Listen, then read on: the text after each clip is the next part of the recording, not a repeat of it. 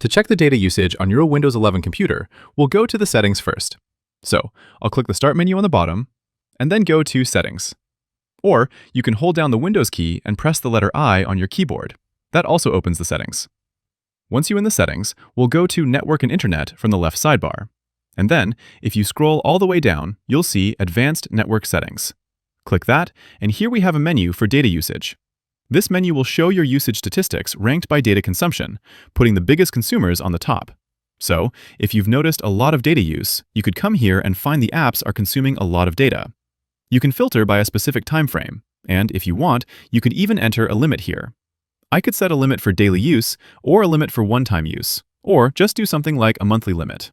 The unit can be megabytes or gigabytes, so if you had a, let's say, 1 terabyte limit, I could set this to be close to that, or maybe slightly under, like 800 gigabytes.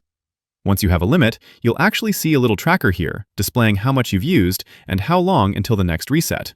Kind of a nice way to keep an eye on it if you have limited data from your provider, and you want to make sure you don't go over. Anyways, that's how you check data usage on Windows 11.